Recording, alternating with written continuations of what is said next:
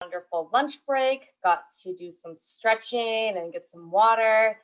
Welcome to our next breakout session, which is Communications Lessons Learned from New York City using sex positive messaging and harnessing the power of Google My Business with Sarah McKenney.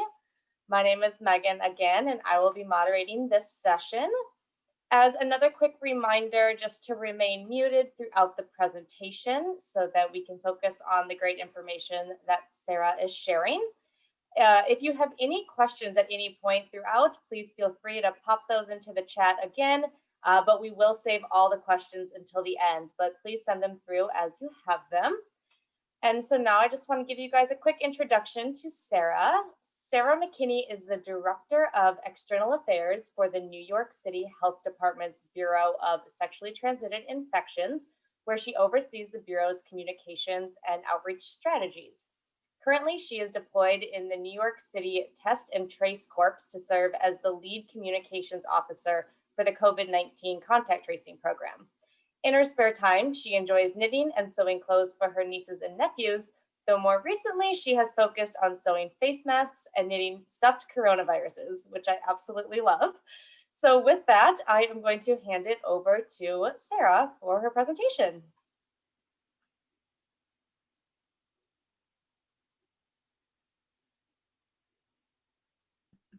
Sorry, was I just talking on mute just then? You were, but I can hear you now. All right. Well, thank you so much for the introduction. I guess when I wrote that, I hadn't thought about how embarrassing it would be to have someone read it out loud in front of me. But there you go. Like you mentioned, my name is Sarah. I'm coming at you from the New York City Health Department. And I was originally invited to this conference to talk about communications innovation and some innovative strategies for communication. But, like Megan said, I have been deployed to the COVID response, so I haven't been doing as much in the communications realm in my capacity as the Director of External Affairs for the New York City STI program.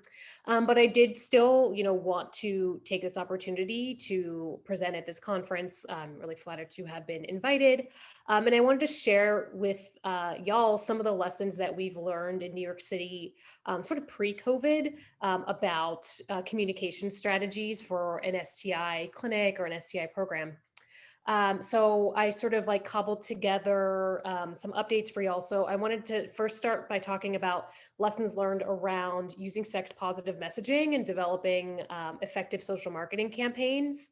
And then I want to move into talking about harnessing the power of Google My Business and how we've used that in New York City. All right, but first I want to situate my work. So I work in the Bureau of Sexually Transmitted Infections. You're going to hear me refer to that as BSTI. BSTI oversees all of the STI activities for New York City. That includes operating 8 sexual health clinics, although we currently only have 4 open. We do have 4 that are temporarily closed because of COVID.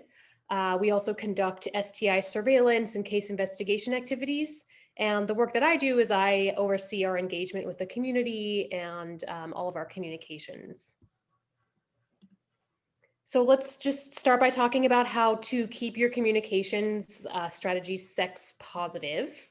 And just to level set what I mean when I'm talking about sex positive messaging. So that's messaging that focuses on sex as a fulfilling, pleasurable, integral part of life. That it avoids connecting sex with shame, stigma, or secrecy, and that we are not making moral judgments about sexual orientation or behaviors. So I'm going to hand it over to our production team because we're going to do a little bit of a word cloud. Basically, what I'm showing here is an ad from the New York City Health Department from, I believe, the late 80s. This is an AIDS awareness ad, and I just wanted to, bring this up as an example, a historical example of how my own agency has approached social marketing around STI and HIV prevention. And so I was hoping we could really set up a word cloud just to get a sense of what are the words that come to your mind when you are looking at this ad. And a link to that has been put in the chat, Sarah, so people can click on that and add their responses. All right. So I guess we'll give folks a minute or so to get their words in.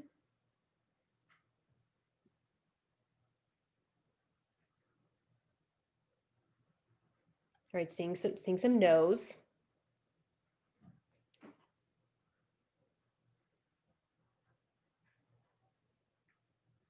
Seeing, this is shameful, shaming, it's scary, uses scare tactics, death, stigma, fear, alarmist, we're getting a lot of, similar vibes here.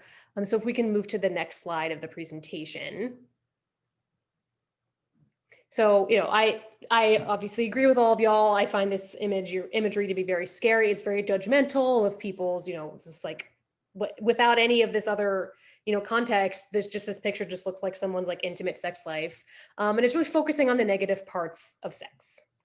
So we'll go to the next slide. And so I was hoping to do this word cloud activity again, but with this image. This is borrowed from a Chicago prep campaign. And so I'll give you all like a minute to, look at and reflect on that. And I would love for you to share words that come to mind when you're looking at this ad.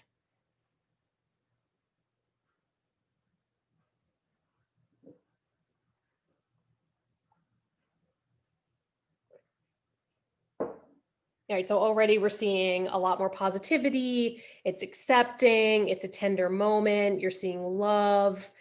Some folks do feel that this is, tokenizing, confusing, non-judging, warmth, intimate.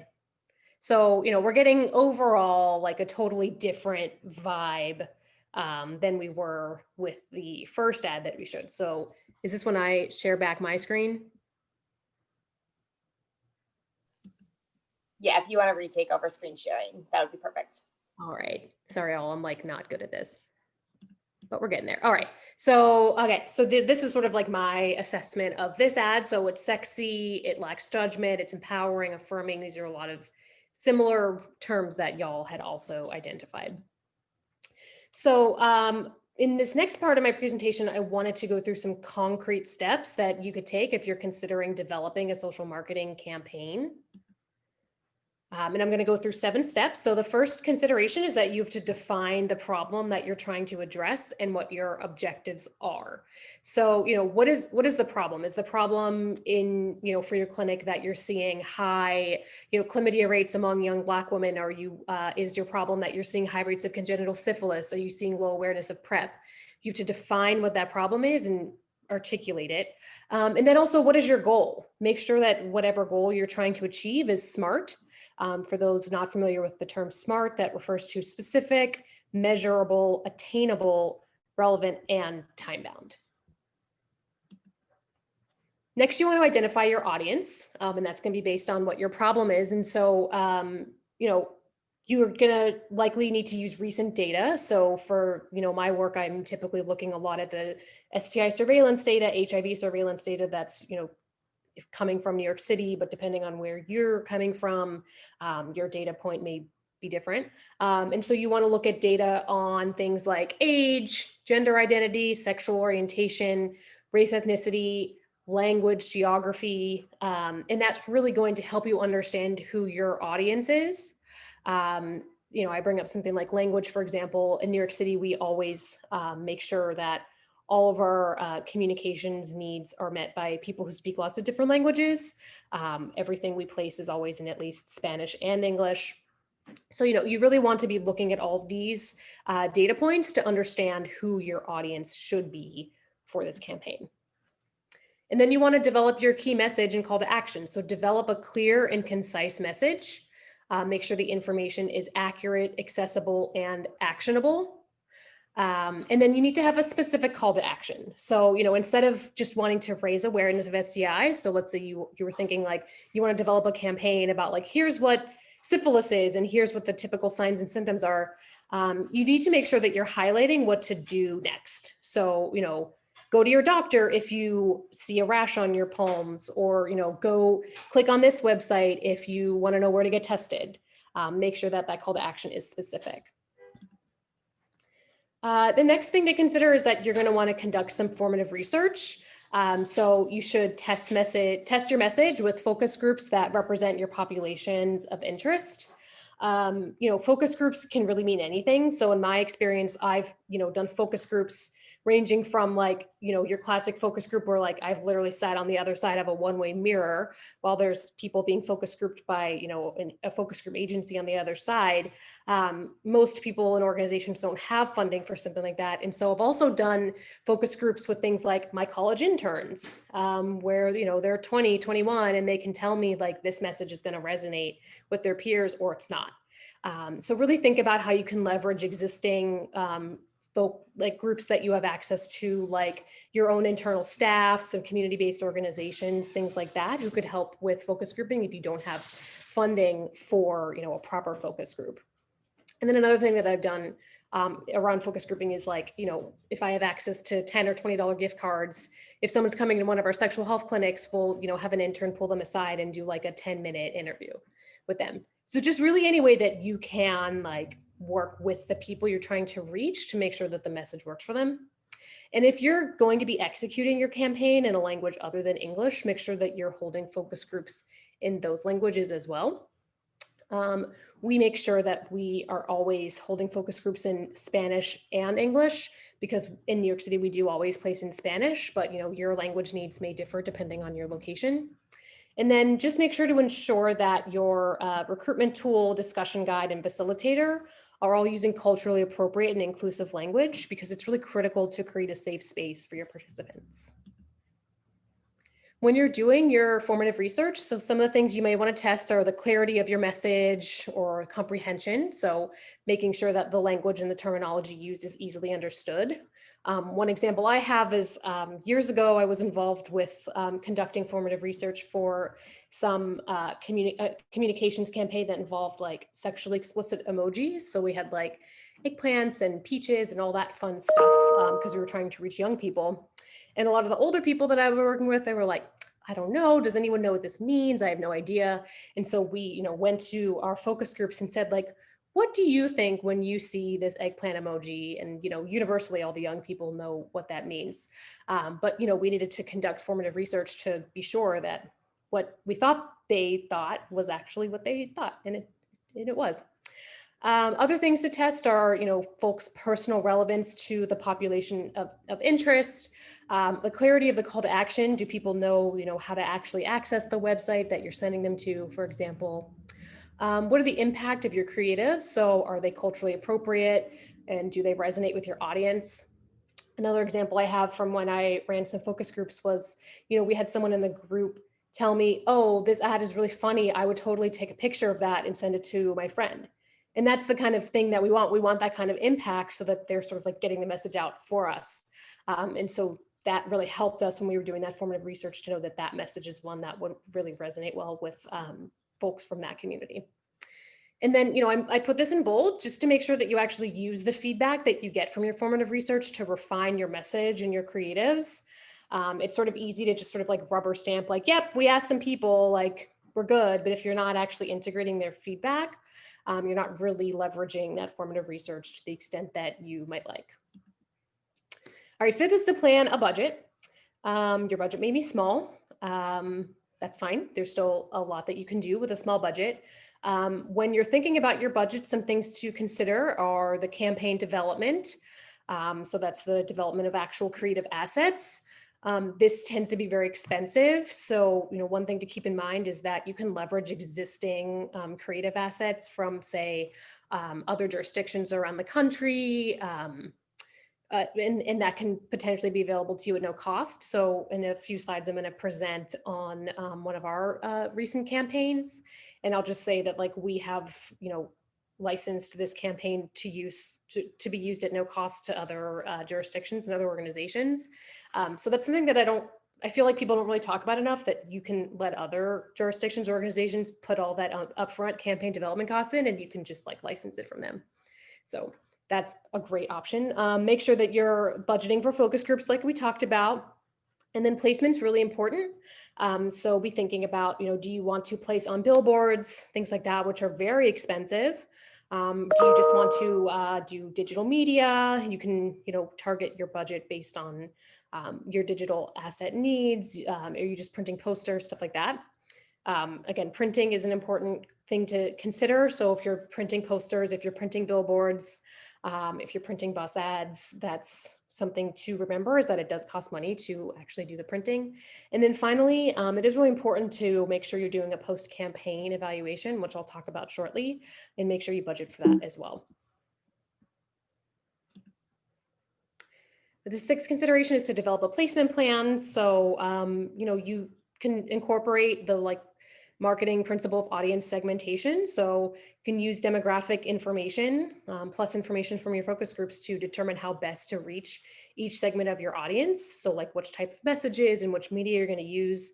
So for example, when we're trying to reach younger people, we tend to focus more on digital media. If we're trying to reach older folks, we'll do like radio ads or subway ads. So just depending on who you're trying to reach and what your message is, that's going to impact your segmentation plan for your placement. And just make sure that you're tailoring the placement both to your audience and your budget, like I mentioned.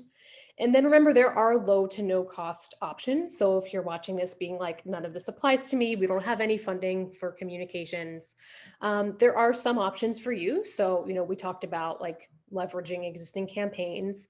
Another thing to keep in mind is earned media. So if you can put out a press release announcing something and you get free publicity from that, you are paying nothing to get that free earned media. And then of course, your organization likely already has social media channels. So there's, organic social media. That's when you're putting out posts on say Facebook or Instagram, and the people that see it are the people that are already following you. Or if you have a budget for social media, you can do what's called promoted or paid ads, where you can, put out, I'm sure you're all familiar with like Facebook and Instagram and Twitter ads, where people, even people who don't follow your channel will be able to see some of your ads in their feed. And I touched on this briefly. So the last consideration is to develop a post-campaign evaluation plan. So your evaluation plan should include information about what you're evaluating, what will be measured, how you're going to evaluate, and when you'll evaluate. All right, so I'm going to talk through a recent campaign that I oversaw for New York City. It's called the We Got You Covered campaign that we launched in 2017. And I'm going to go through all those 7 steps just so you sort of like understand how we went about it. So this was our campaign. We've got you covered. Basically 3 years ago, the New York City, at the time we were called STD clinics, because we were mostly focusing on like episodic STD care. We rebranded as sexual health clinics. And part of the reason we did that is because we started offering more comprehensive HIV prevention services. So we wanted to advertise both that, we had rebranded as sexual health clinics, and we wanted to advertise some of our new services. And so that's what this ad was. So we used these sort of like eye-catching, cute cartoons with like fun, like wordplay to, demonstrate to folks that, no matter who you are or what you're into, we've got you covered at the New York City sexual health clinics. And so here's some more of those assets. I mentioned earlier, we always place in Spanish. So here's an asset that says condom broke, we've got you covered. So I'm going to go through each of the 7 steps. So first step, defining our problem and our objectives.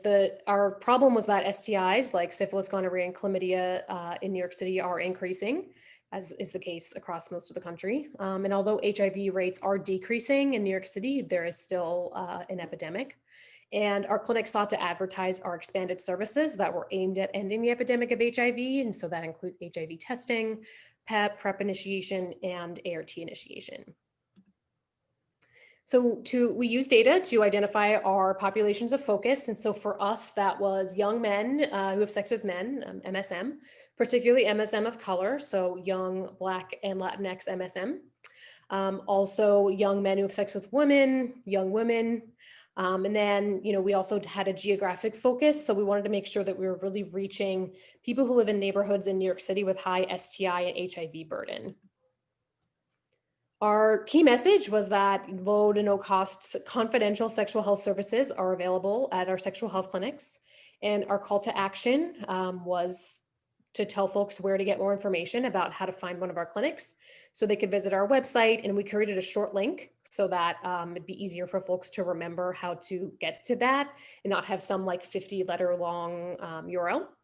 And then, or to call 311, which is New York City's like general information hotline. For formative research, we conducted 7 focus groups. 4 of them were in English, 3 in Spanish. The groups differed by gender identity and sexual orientation.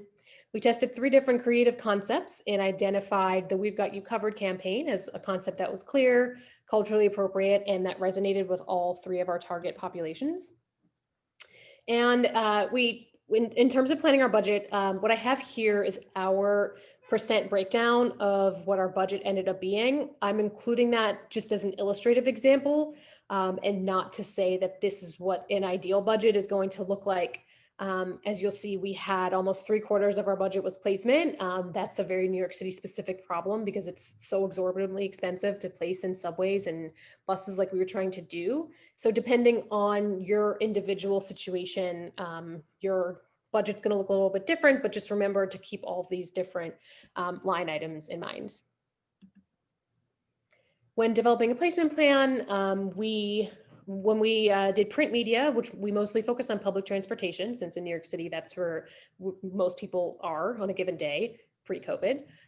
So for the print media, we placed ads in neighborhoods with high STI and HIV rates, or neighborhoods that have a sexual health clinic, because we want people to know that they live nearby a clinic where they can get low to no cost services. And then on digital media, we placed promoted ads on Facebook, Twitter, and Instagram, and Grindr. So just to show y'all what our ads sort of looked like in context. So here's some ads on public transportation. Here's some more ads on the left. This is a deli. We had some posters up in delis and laundromats and other places where people congregate. And then this is a screen grab of a Facebook ad. And finally, for our post-campaign evaluation plan, we were relatively low budget on this one. We conducted a paper and pencil patient intake survey at our sexual health clinics. So we had a college intern intercept patients while they were in the waiting room and asked them to complete a survey. I think they got like a $10 gift card for doing that. The main questions we were trying to assess were what proportion of patients saw our campaign, what proportion of patients came to the clinic as a result of seeing the campaign, and what proportion of patients knew about our expanded services as a result of seeing the campaign.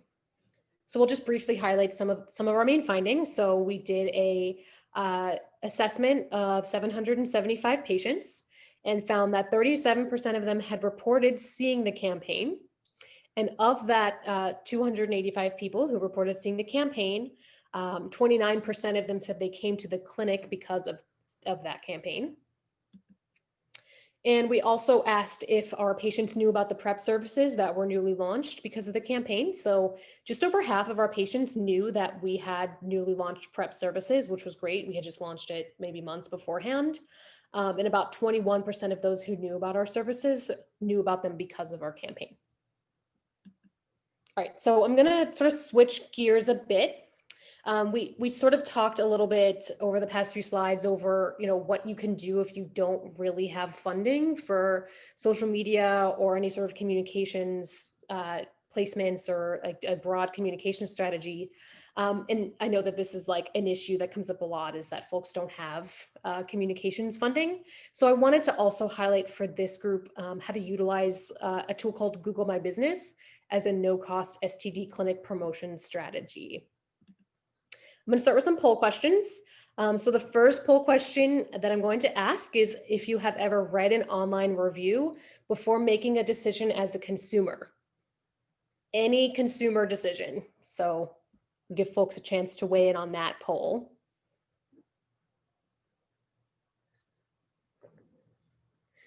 All right, we're seeing what I was expecting. Which is that an overwhelming majority of you use online reviews before making a decision as a consumer. I do the same. I've spent like more time than I want to admit on like Amazon reviews. So understood. So the second poll question that I want to highlight is if you have ever read an online review before making a decision about seeing a medical provider.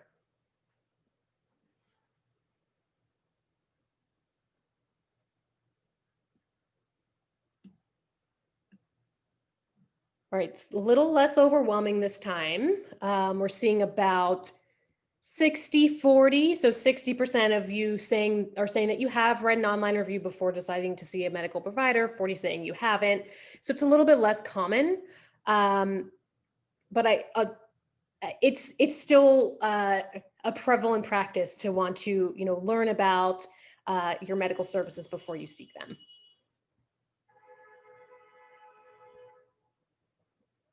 All right. Okay, so what is Google My Business? Google My Business is a free tool that allows businesses to manage their online presence across the Google platform, including Google Search and Google Maps.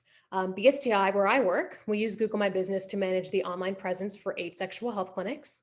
Your clinic or your organization might already have a Google business page. You may just not have claimed it yet.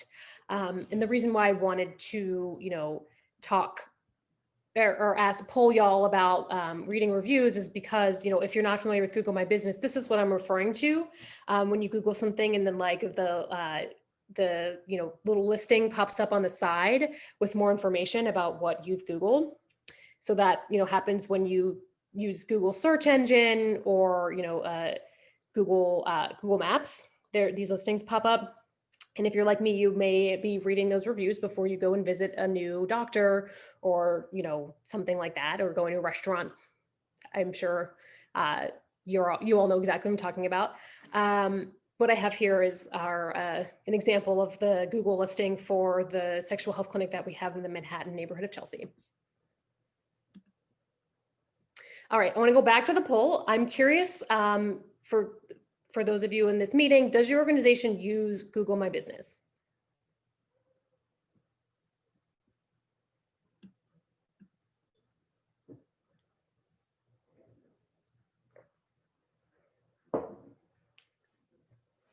All right, I'm seeing an overwhelming number of folks are saying that either your organization does not use this platform or you're not sure.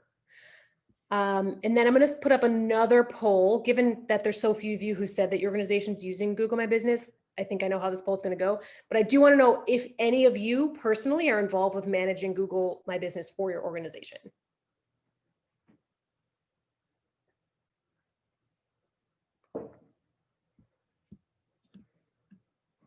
And I'm seeing only one person has said so far that they're involved. So I assume it's very, very few of you that are directly involved with this. And so that's why I wanted to really bring this to y'all, to really raise awareness of what Google My Business can do for your organization. So, on the one hand, you can think of it as like a directory listing that's free to you, by the way. So the directory listing can include basic information about your organization or your clinic, like the address, the hours. I mentioned here that it's really great to be able to include special hours and closures.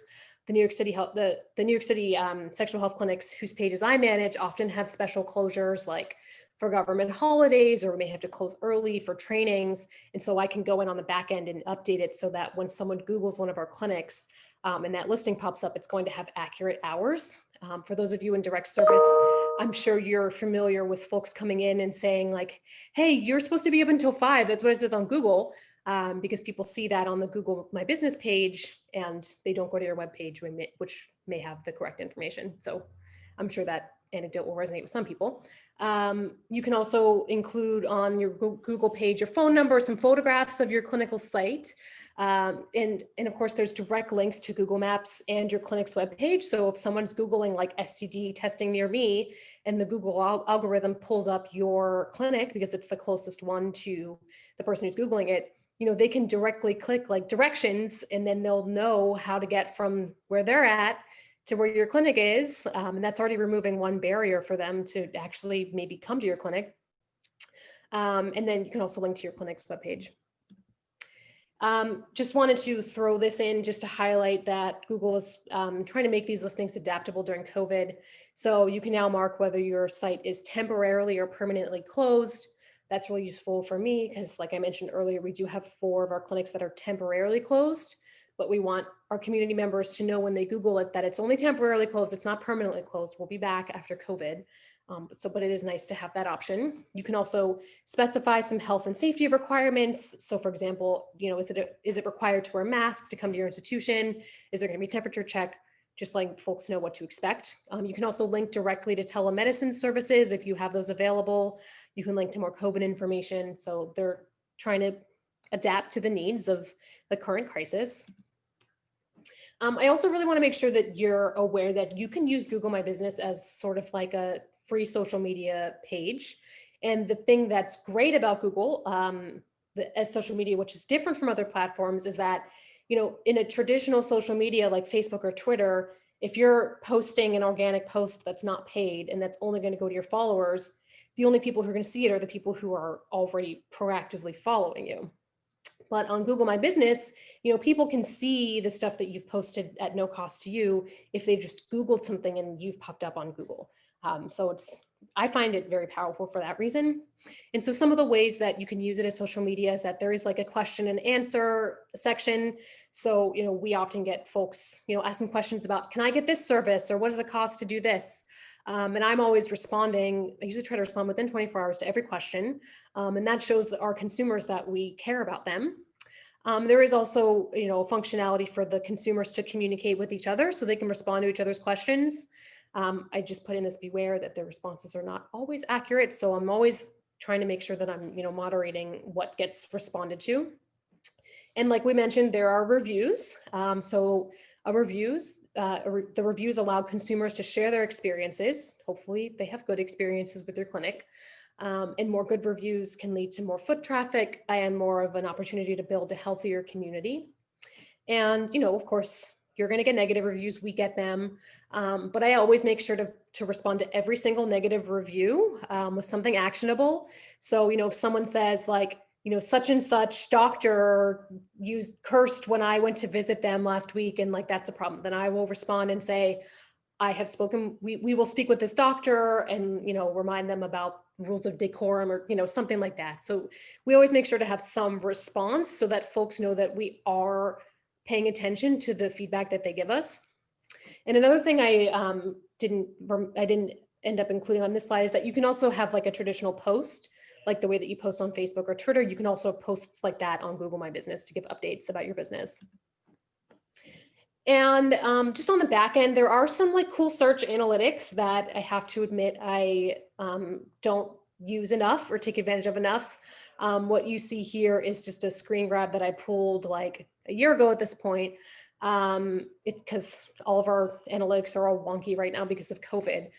So this is just sort of a snapshot of what pre-COVID analytics looked like for folks who had the Chelsea Sexual Health Clinic listing that I pulled up a few slides ago. So the search terms that folks had put in that would lead them to get that listing to pop up were things like free STD testing, New York City, STD testing, STD. Some people were like Googling the actual name, but I just really wanted to show you how powerful it is that people just had to Google something as basic as free STD testing to have our listing pop up, and we didn't pay for that to happen, which was great. And then you can also, see some of the customer actions that they've taken after they saw your listing. So in 1 month, we had almost 2,000 people visit our website. Almost 2,000 people have requested directions to our site. And again, all of this came at no cost to us. To get 2,000 clicks on our website would have cost a lot more money if we were doing something like a paid campaign on Facebook or Instagram. So we were very pleased with this type of response. And then in terms of the resources required, so like I've mentioned a bunch of times, there's really no direct costs. There is an option to purchase Google Ads. So if you do have a budget, you can, make your listing or your website come up higher up in the sponsored list of Google results. But, you don't have to do that to have the basic listing like I showed you a few slides ago. It helps to have a dedicated staff member. I am that person for the New York City Sexual Health Clinics, but it takes up very little of my time to just do like basic maintenance. So ensuring all of our information is up to date, responding to patient questions and reviews. Like I spend like 30 minutes a week on that, and that's for managing 8 clinics. So it's really not very resource intense. If you have more staff time, you could put more resource in, like, being more proactive about putting out posts and using some of the other tools that, we don't use in New York City, but that are definitely powerful. And then the last thing I wanted to highlight is that, it really is important to have buy-in from your senior leadership to really be able to respond to patient feedback. Because when I'm responding to patient feedback, I'm always making sure that I'm doing so in a way that like I'm actually going to get buy-in from the folks who are going to make the decisions that are impacted by the feedback that we get. So that is, an important thing to consider. So if you're wondering if Google My Business is right for you, does your organization have minimal staff time to dedicate to social media? You want to increase your online footprint at no cost. And if you want more opportunities to create a friendly and welcoming environment, then I would say consider Google My Business. And that is the end of my slide deck. Really excited to be able to take your questions. So thank you for listening. Thank you, Sarah, for that informative information. I will also at this point remind folks, feel free to put any questions in the chat. If you do want to ask your question verbally in the participant pane, there is a little raise hand icon that you can click on. And when we're ready, we will call on you to unmute and ask your question out loud. So one question that we got, Sarah, is how do you advise collecting feedback in less formative ways? Many don't have the capacity to hold focus groups, especially in smaller regions, but I agree that feedback is important. I'm also thinking about feedback from those who maybe don't want their identity shared, but have valuable insight to add. Absolutely. So that's where, if you're providing direct services, that's where your patient population can come in really handy. So you can even, ask folks during a clinical encounter, like we've done very basic formative research, like, hey, how did you find out about us? Did you go to our website first, or did you hear about us from word of mouth? So like really just leveraging any opportunities that you already have to be talking to and interacting with folks is really important. Wonderful. Did you happen to look at how many people came to your clinic because of the campaign who had also never been there before versus ones who came in because they were reminded based on the marketing? So we did. I don't have those numbers in front of me. We tend to have most of our patient population is folks who've been coming to us for years. They might be like in their 30s and 40s, and they've been coming to us since they were teenagers. So we did find that more of the people who came because of the ad were ones who had already come to us before, but maybe were like triggered to remember like, hey, it's time for my like routine screening, or, I've heard about PrEP, maybe I want to learn more about it at the clinic. But we did identify that there were certainly some patients who came in who had never been a patient before. They were first timers, and they came in because of our ads. Wonderful. And I'll take a break from talking for a minute. Delilah looks like she has raised her hand. So Delilah, if you would like to unmute and ask your question, you are more than welcome to. Thank you for your presentation. I just recently, well, first of all, I work in Minneapolis, Minnesota, and I work primarily with the American Indian community here. And I just launched a STD awareness and testing campaign, specifically targeted at the American Indians in this community. I wish I would have known that more, even here in Minneapolis. I wish I would have known that more money should have been allocated to the like the advertising, because we spent a lot of money on the production, because it was video and print that was outlined in our grant. And then also we had community feedback is really important in our community. So I think we worked with over 40 community members, which is a lot. But one of my main questions is about the evaluation piece. So part of our evaluation for our grant was we were going to look at like, is it increasing our testing, and then also looking at the reach.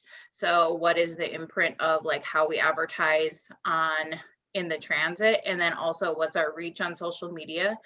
I really like the feedback about the survey. That was something new to me. But now with COVID, like all of our evaluation data is like getting skewed, because the campaign launched in August, and now like we're not even encouraging people. Like we screen so many people before they come in to the clinic. We are putting the message out there, if people do need an STI or STD test to come in, we will see them. Do you have any other suggestions for me on like another piece of evaluation? I guess I do like the little survey that you give to people, but I feel like I'm not exactly sure that's a good fit for right now, since we like just how COVID has affected our services. That's a super important question. And it's hard to say without, knowing the individual, like the specifics of your campaign, but it sounds like what I'm hearing is that you wanted to raise awareness of STIs among folks in a certain community. So was the call to action like to get tested, or was it to learn more about STIs? Like, can you share a little bit more about that? Because that would really inform your evaluation strategy. Well, there was a lot of different pieces. So it was an awareness campaign for sure, but there was also a piece in the video that was like reminding people to get tested. So I think it was awareness and driving people to the clinic. We also had a cultural, we also incorporated culture into the campaign as well. So, I mean, So it sounds like you were trying to reach a specific community in Minneapolis. So I don't know if there are already existing like community advisory boards or, other community-based organizations that serve the community you're trying to reach. That's, a naturally occurring almost focus group or place where you can try and reach folks who you were trying to target with your messaging and ask them, have you seen our ads? Did you change any behaviors? Did you go get tested because you saw them? So I don't know if that's like helpful or answering your question, but just trying to think about where you can already reach folks who are where they're already at. Yeah, that makes sense. Also, did you guys publish any findings, or do you guys have any data publicly available about your evaluation or your campaign or anything like that? We presented at the STD conference a few years ago. It's pretty similar. It was just a poster, so it was most of the data we presented there, what I shared here. I was also involved with a paper that's, I believe, currently under review by some colleagues in CDC. So this evaluation that I presented on was funded by a CDC prep focused grant, and so there is a forthcoming paper coming out with findings from both our evaluation and other jurisdictions across the country, but nothing is really, there's no peer-reviewed journal articles with these findings right now. All right, thank you. Thank you. Thanks, Sarah. So we've got another question here. It's kind of broken up in the chat. So Kristen, please let me know if I don't reiterate this accurately, but prior to the pandemic, we started working on a campaign for decreasing STIs. We are a local health department. We seem to be spending a lot of time on target groups, how to target, address data, etc.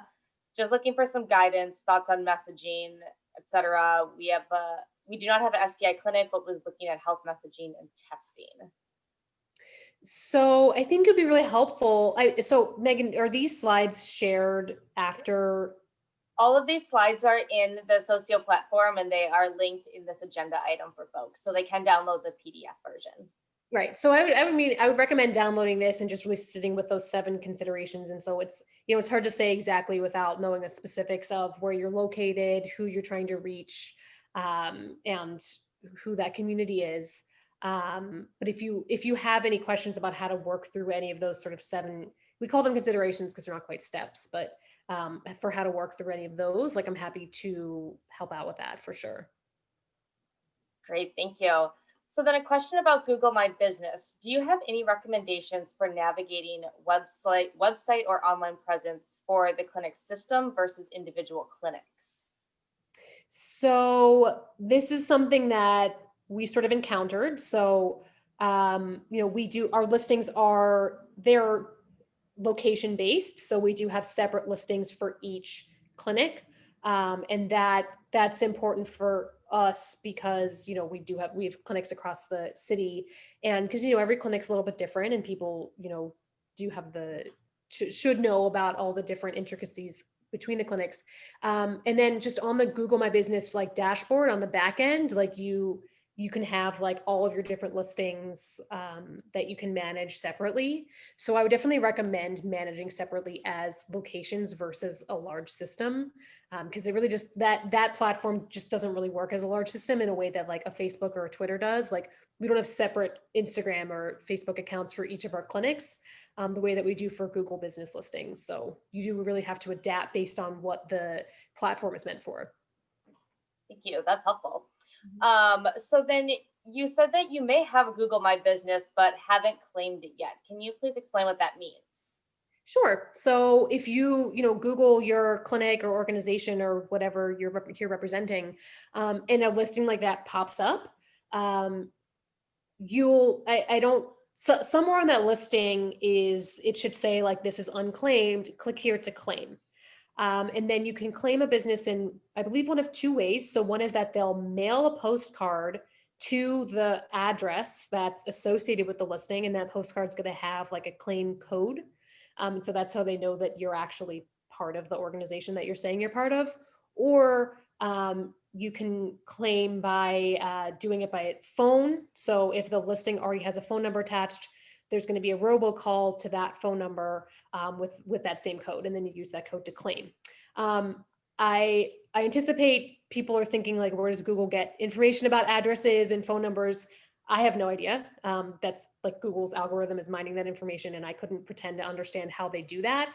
But this is how I discovered Google My Business in the first place, is because I had colleagues emailing me and complaining, like, I keep having people call and ask me about like dog licenses.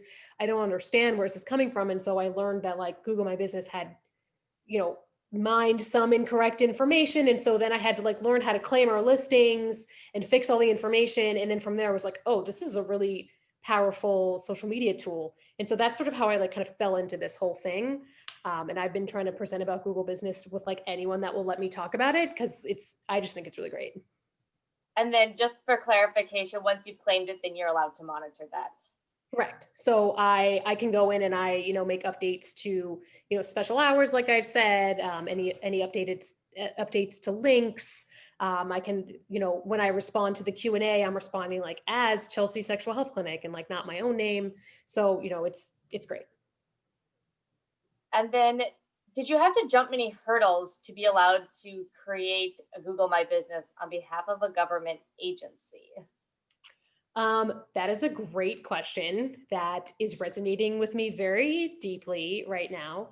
I work for a massive bureaucracy. I think we're the biggest health department in the country. I personally didn't actually have that many hurdles. Like, we have a centralized social media team who oversees our agency social media platforms. And they actually, like, I thought that they were going to want to, really have this be like part of the bureaucratic process where like they run these listings as well. But they were kind of like, this is too specific, and, this is specific to your program and your program can handle it. And so I honestly just personally handle it all myself. So that's going to be a totally like dependent on your own organization and your bureaucracy. But for me, I actually found that because it's such a specific need for our clinics, that it was easier. And this might relate to that a little bit. Do you have a good checklist of what kind of checks should be done for a Google My Business account, perhaps weekly, monthly, biannually, etc.? Great question. You actually get an email every time someone writes a review or asks a question.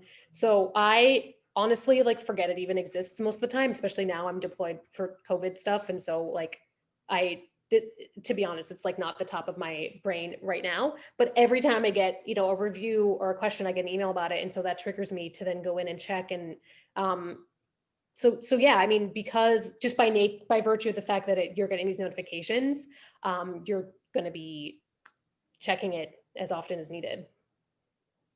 And then one back about the marketing side of things. Do you have advice for effectively managing feedback and evaluation across multiple locations? Can you Can the person that asked that elaborate on what you mean by multiple locations? You mean like if you're getting feedback from one group that's different than feedback from another group? I believe you mentioned that you had different clinics, so you were evaluating your marketing across different clinics. Understood. Yeah. It's tough. So you have to meet people where they are. So our clinics, the people that we serve at our clinics in the Bronx are different than the people that we serve in our clinics in Manhattan. And so, that really impacts when we're placing ads, for example. We'll talk about placement as one piece of this. So we're placing more ads in Spanish in the Bronx because we know from our data that there's more Spanish speakers up there. And then we're placing, more LGBTQ focused ads that are near our clinic in Chelsea because that's like a hub for LGBTQ folks in the city. So you really have to think about all of that when you're planning for a campaign. And then I've got one more question here. So I do encourage if anyone else has them to certainly send them through at this point. Do you have any resources, tools, or advice for handling negative comments or reviews in a public setting? I mean, I always acknowledge that someone had a negative experience, so I don't get defensive. I come at those responses with a sense of empathy, like I'm so sorry to hear that happened. Like I'm not saying I'm sorry that happened because maybe what happened I'm not sorry about because it was actually a protocol that was followed by our staff. I'm sorry to hear that you had a negative experience. So I'll say something like validating like that. And then ideally I'm going into like, here's the steps we're taking to rectify that. So if I know that there was a breach in protocol, like I'll reach out to my colleagues and say, hey, this thing happened, that shouldn't happen. What are you going to do next? And so then maybe I can report back in my response to the negative review, like, we've spoken with a staff member you mentioned, and we're doing additional training or something like that. So both validating how people's negative experience and proactively trying to address it if feasible. Sometimes people are just like, someone tried to start a fight in the clinic and we'll get a negative review. Like there's people fighting in the clinic. It's like, well, we tried to stop that. I don't know. Sometimes it just happens. Certainly. It looks like that's the end of the questions that were sent through to me. So with that, I certainly want to thank you, Sarah. A lot of informative information. I think people learned about some great new tools and resources and things to think about. We are going to pop an evaluation for everybody into the chat. If you could please go ahead and provide your feedback, that's great. I know some of you are getting very competitive with our Summit Challenge to try to win some prizes. So there are 10 points at the end of that evaluation as well for you guys. But with that, we might wrap up just a couple minutes early here. We do have a 15-minute break before our plenary session kicks off. So thank you again, Sarah, and we will see everybody in our next session. Thank you for having me.